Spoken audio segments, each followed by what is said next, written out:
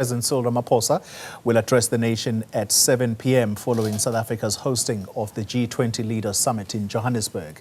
The president is expected to reflect on what has been seen as a largely successful meeting despite a boycott by the United States. US President Donald Trump has revealed that South Africa will not be invited to next year's event in Miami. This is due to unsubstantiated claims of a genocide against white farmers. Washington opting not to attend the Johannesburg event for the same reason. Now, most of those in attendance praise the country for a successful event. Well, for more on this story, we're joined live now by our politics editor, Vuyo Mvoko, who is at the Union Buildings in Pretoria ahead of the address in the next hour. Vuyo, good evening to you.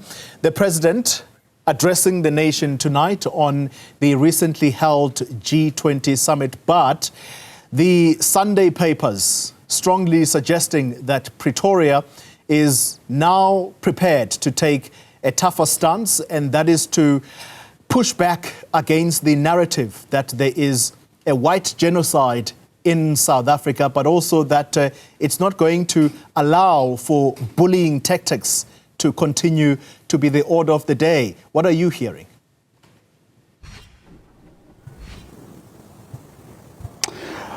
Well, Polly, I mean, in the run-up to the G20 Leaders Summit, a lot of people saw in President Cyril Ramaphosa someone that they had been longing for, someone who is prepared to quietly but confidently state his case, someone who had the guts to confront what was before him.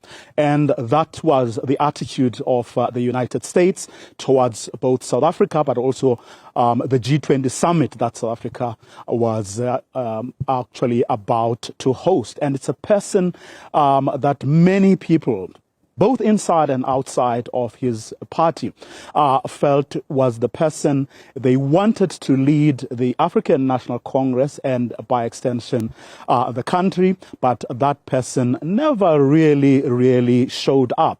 But they appreciated the fact that when the big moments came, he did actually rise to the occasion. But of course, with the summit now over, with South Africa having successfully hosted that summit, and today being the last day of South Africa's G20 presidency, what's going to happen next, especially given the fact that we are still busy trying to negotiate a trade deal with the United States of America, but also work our way around the tariffs that the United States, the Trump administration, unilaterally imposed. We still don't have a representative in the United States of America following the expulsion of Ibrahim Rasool, who of course had unflattering things to say about the president before he was then regarded as persona non grata and had to leave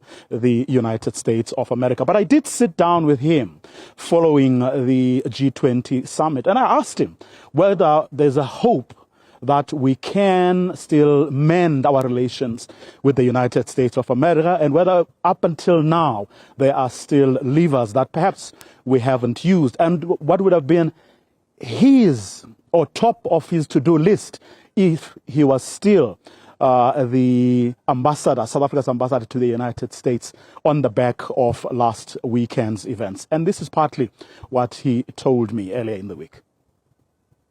We have started to flex our muscle with an insertion into the G20 declaration about how we prefer to use our critical minerals. That is throwing down a card to say, watch the space. We are going to be a lot more jealously guarding. It's not extraction as usual. We're going to do it. Had Mr. Trump not threatened Nigeria, Africa may have been split on that. But when Nigeria, who's been very accommodating, very appeasing, when they get threatened, then suddenly Africa starts to say, no, we've got to hang together, otherwise we fall together. And so we need to reinsert ourselves into the African context in a manner that we haven't seen since the days, for example, of President Mbeki. that we become the foundation on which the African prosperity and development will grow. The big question, of course, is whether our relationship with the United States of America is the only reason that President Cyril Ramaphosa decided to call this family meeting, as we call it these days. Is that issue big enough, or does it necessarily warrant an address to the nation? Now, many people will recall a couple of weeks ago when the ANC had its National Executive Committee ahead of that G20 Leaders Summit. There were moves by some within the National Executive Committee of the ANC, which is the biggest and main decision-making structure in between ANC elective conference. There were moves there by some NEC members to actually ask the president to step aside and an interim or a caretaker president be put in place instead.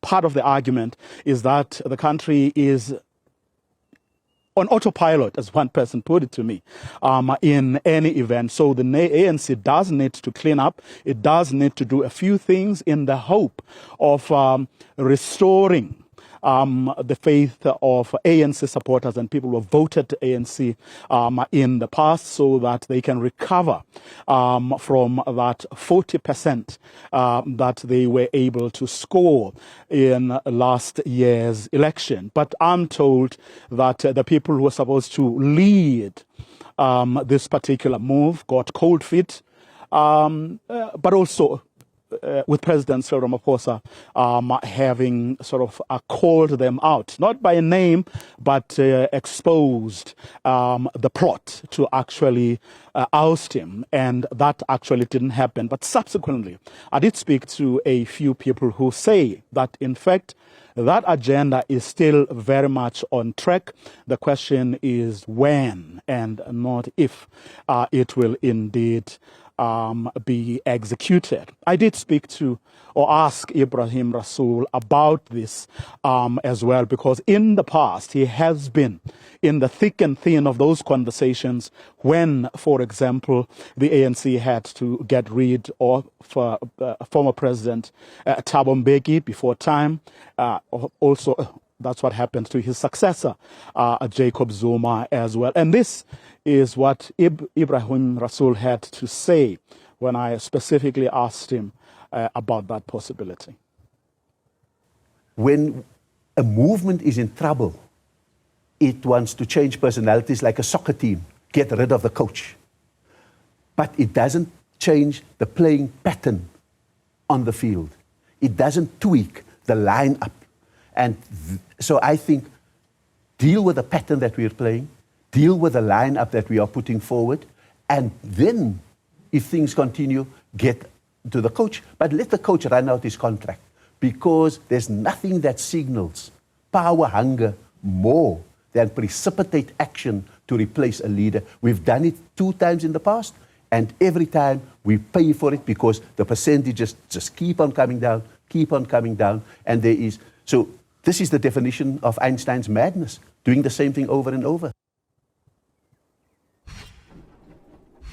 Of course, whether that will also form part of President Cyril Ramaphosa's address this evening is a different matter altogether. But I think there's general consensus that with an issue like that now being in the public domain, it would do him and perhaps the country good for him to touch on that issue, take the nation into his confidence, and of course tell us whether or not it's something that worries him too. But we don't know whether that indeed will be the case. But it's all systems go in the building in front of me.